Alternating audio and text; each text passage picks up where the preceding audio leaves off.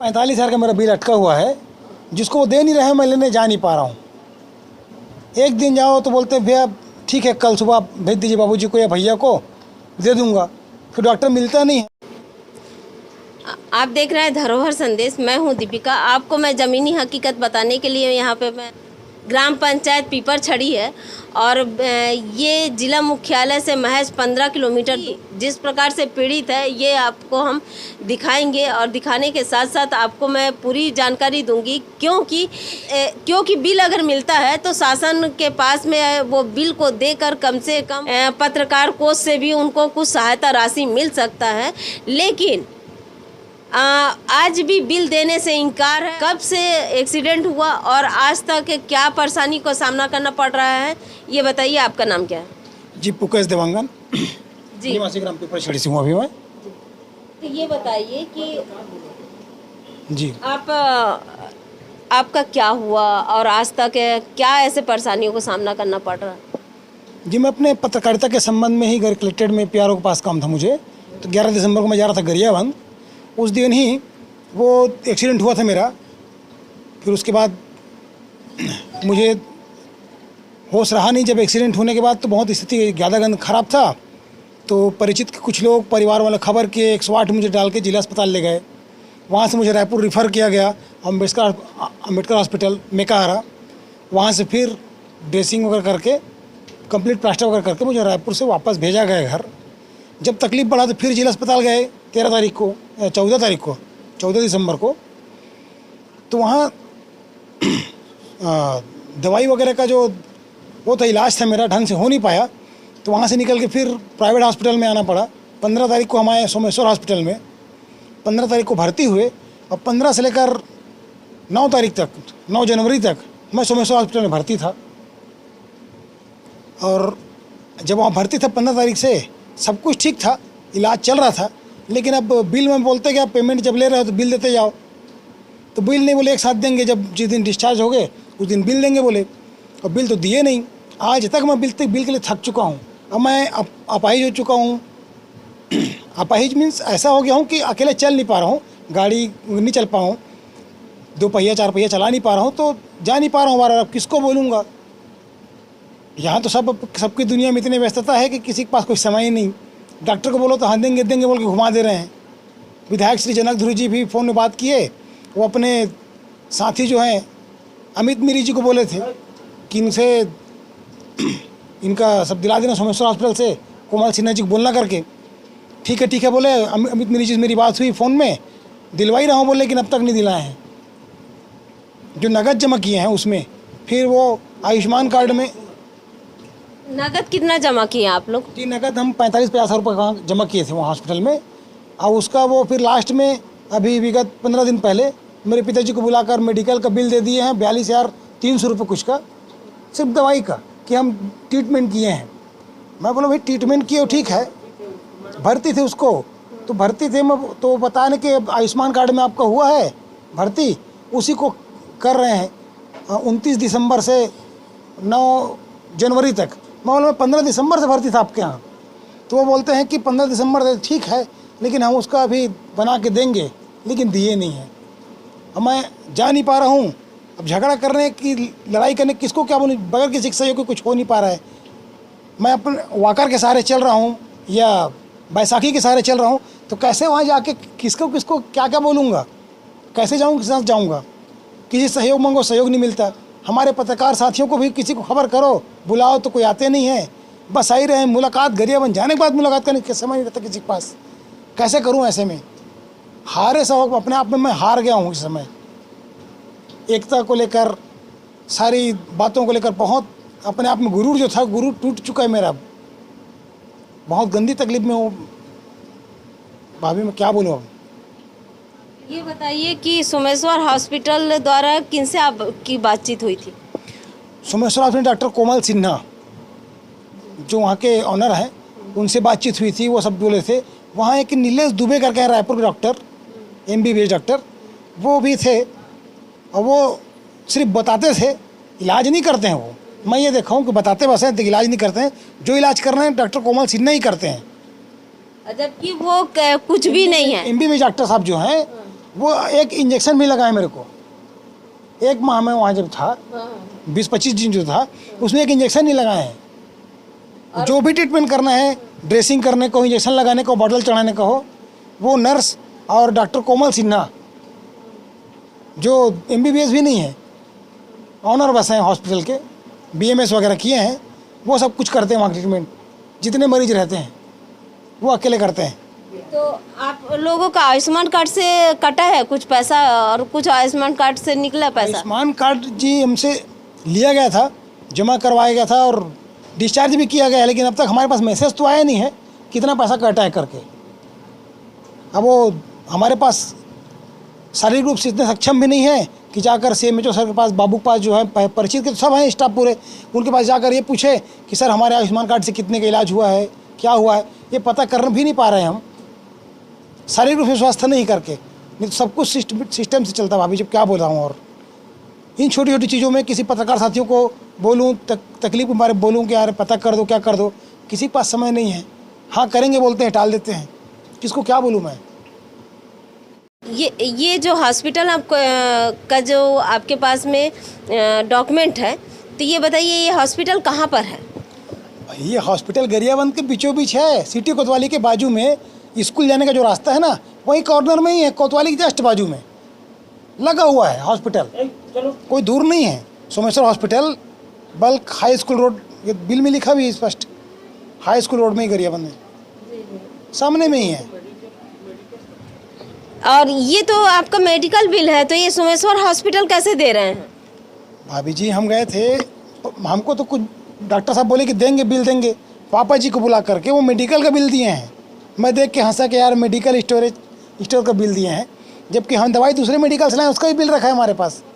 यहाँ से दवाई एक भी नहीं लिए हैं, दूसरे मेडिकल से दवाई लाए हैं।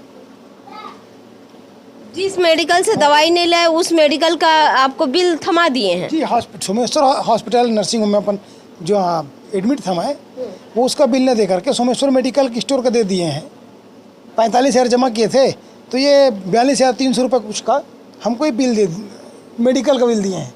ट्रीटमेंट कर रहे थे मैं जो एडमिट था, मैं हॉस्पिटल में एडमिट होते हुए 18 तारीख को और शिकायत किया थाने में। तो डॉक्टर बोलता हूँ, पुलिस वाले जो हेड कांस्टेबल है सिन्हा जी, वो सिन्हा जी आकर के 19 तारीख को मेरा वहाँ बयान लिए हैं हॉस्पिटल में। 2 स्टाफ लेके गए थे सिटी कोतवाली से ही, और मेरा हॉस्पिटल में भर्ती था मैं, वो देखे हैं, बयान लिए हैं। दोस्त लोग आए हैं, एक दोस्त मेरा कंटिन्यू वहाँ मेरा साथ 20-25 दिन था। अब मैं अकेले झूठ बोलूँगा तो अकेले बोलूँगा, पूरे सबके साथ तो झूठ नहीं बोल सकता ना। पुलिस विभाग वाले गए हैं वहाँ, मैं बयान लिए हैं, मैं भर्ती था वहाँ। कंडीशन देखे मेरा, पिपरछड़ी थाने में भी खबर किए, तो पिपरछड़ी थाने वाले से भी गए थे स्टाफ वाले। मेरा मोबाइल चोरी हो गया था, पैसा चोरी हो गया था, तो मोबाइल जब मिला पिपरछड़ी थाने वालों को तो वो पहुँचाने गए थे, सहयोग किए हैं उन लोग। अच्छा, एक्सीडेंट के समय में मोबाइल पैसा चोरी हो गया था? जी, 10,000 रुपये पैसा चोरी मेरे जेब से निकाला गया था। एक मोबाइल निकाल लिया गया था, एक मोबाइल बचा था जो टूट गया था, उसको मैं हॉस्पिटल में रहते रहते बनवाया हूँ। और जब दूसरे मोबाइल जो चोरी हुआ था उसका शिकायत किया हूँ कोतवाली में, पिपरछड़ी थाना में, तो फिर वो साइबर सेल के द्वारा मुझे वापस कराया गया। यहाँ पर मामला देखिए कि किस प्रकार से नर्सिंग होम, अवैध तरीके से नर्सिंग होम चल रहा है, धड़ल्ले से चल रहा है, खुलेआम चल रहा है, शासन प्रशासन के नाक के नीचे चल रहा है, यानी कि जिला मुख्यालय के में ही चल रहा है, लेकिन इस पर किसी प्रकार से ध्यान नहीं दिया जाता है। और सबसे बड़ी बात है कि ये जो सोमेश्वर हॉस्पिटल है, इनका रजिस्ट्रेशन भी नहीं है, उसके बावजूद भी यहाँ पर आयुष्मान कार्ड चल रहा है। और आयुष्मान कार्ड के साथ साथ यहाँ पे धड़ल्ले से किस प्रकार से हृदय स्थल गरियाबंद जिला के मुख्यालय में ही और थाने के बाजू में है, उसके बावजूद भी बताइए इतना हौसला बुलंद है। ये गोरख धंधा किस प्रकार से गरियाबंद जिला के अंतर्गत में चल रहा है, तो ये बताइए आप। ये जो आज यहाँ पर हॉस्पिटल में भर्ती थे, हॉस्पिटल में भर्ती साथ साथ क्या आपको अब क्या परेशानियों का सामना करना पड़ रहा है? आप क्या कहना चाहिए? भाभी जी, मुझे आर्थिक तकलीफ में हूँ और दूसरे के ऊपर आश्रित ही मान के चलो, क्योंकि मुझे अब नस में जो मेरा पैर को सीधा नहीं हो पा रहा है, उसके लिए रायपुर जाकर इलाज कराना पड़ेगा, है ना।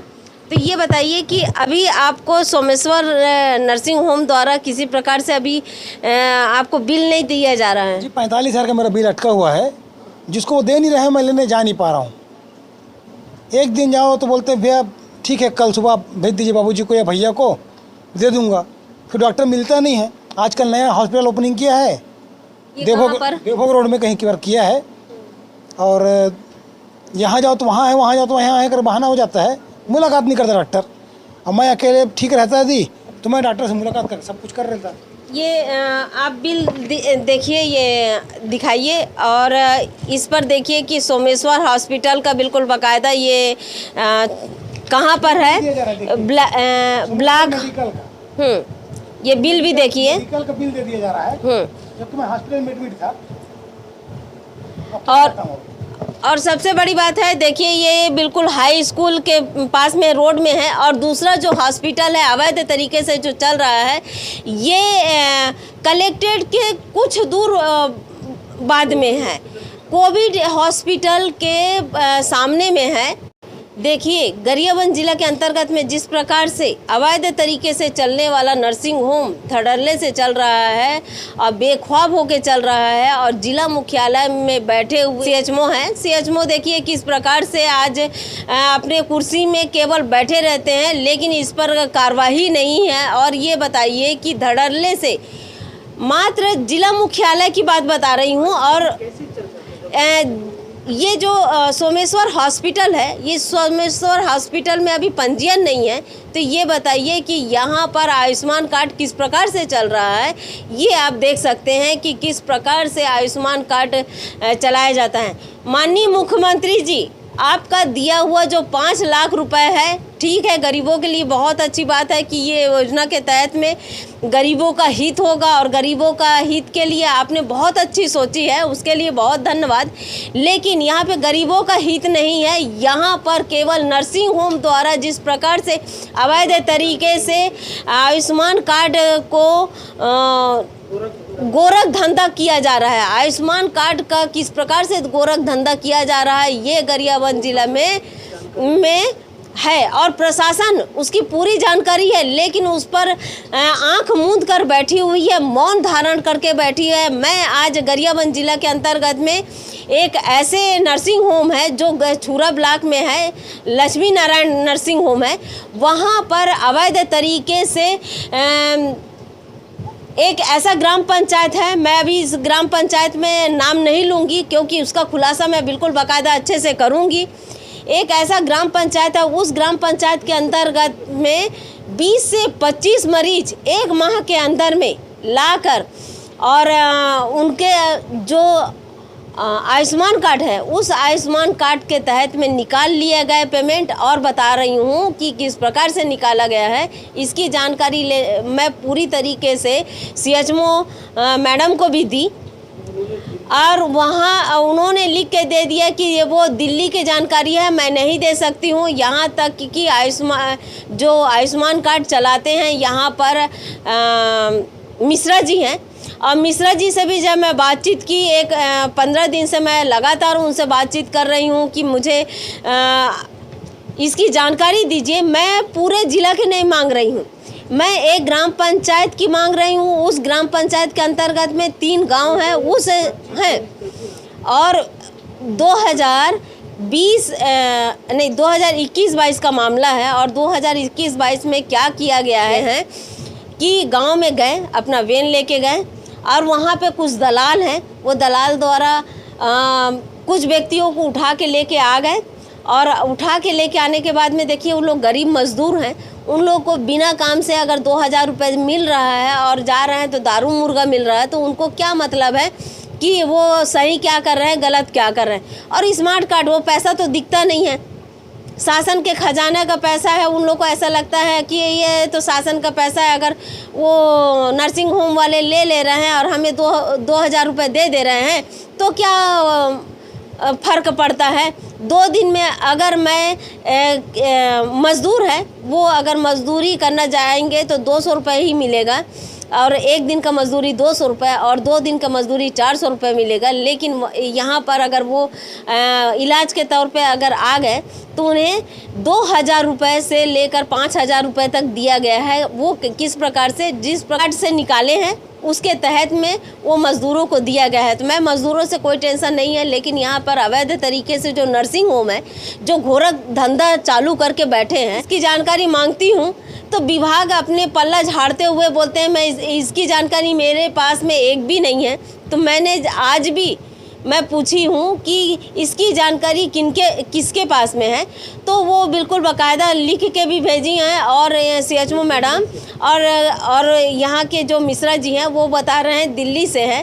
तो ये बताइए कि अगर ये छोटी सी जानकारी जो पारदर्शिता के साथ में रहना चाहिए, उस छोटी सी जानकारी को अगर अधिकारी अगर पल्ला झाड़ते हैं और अधिकारी अगर नहीं देते हैं तो ये समझ सकते हैं कि ये उनसे मिली भगत के कारण आज आयुष्मान कार्ड का जो दुर्गत है और आयुष्मान कार्ड से जो गोरख धंधा चला रहे हैं, ये इस पर मैं तो इस पर RTI लगाऊंगी कि जितने भी नर्सिंग होम है इस पर आयुष्मान कार्ड से इलाज किया गया है और कितने लोगों को आयुष्मान कार्ड का लाभ मिला है और कितने लोग सही हैं, इसकी जानकारी तो मुझे मालूम है। क्योंकि मुझे बस जानकारी चाहिए था कि इनसे अगर मुझे ऐसा कागज़ मिल जाता है तो वो प्रूफ हो जाता है मौखिक में, क्योंकि समाचार मौखिक में नहीं चलता है। नर्सिंग होम जिस प्रकार से चल रहा है ये अवैध तरीके से चल रहा है और सभी नर्सिंग होम का यही हाल है। और इस हाल से मैं आपको एक एक करके समाचार के माध्यम से बताऊंगी, क्योंकि सबसे पहले तो ये हमारे पत्रकार साथी जो पीड़ित है और पीड़ित इसलिए है क्योंकि ये जो सोमेश्वर हॉस्पिटल है उस सोमेश्वर हॉस्पिटल में इलाज किए हैं। ठीक है, इलाज करने के बाद में बिल मांगा जा रहा है, क्योंकि अगर बिल मिल जाता है तो वो कम से कम मुख्यमंत्री या कलेक्टर साहब को सबको अपनी जो बिल के तहत में वो आवेदन कर सके। इसके कारण बिल आज मांगते मांगते थक जा रहे हैं। 2 माह हो गए बिल नहीं दे रहे हैं। तो मैं कलेक्टर साहब से भी कहूँगी कि जिस प्रकार से ये नर्सिंग होम चल रहा है इस पर अंकुश लगना चाहिए। और CHO मैडम तो किसी प्रकार से कोऑपरेट नहीं करती, अगर जानकारी भी मांगो तो जानकारी नहीं देती हैं और मीडिया प्रभारी को रख दिए हैं। मीडिया प्रभारी तो बात करना तो उचित नहीं समझते हैं, आज भी बात नहीं किए हैं।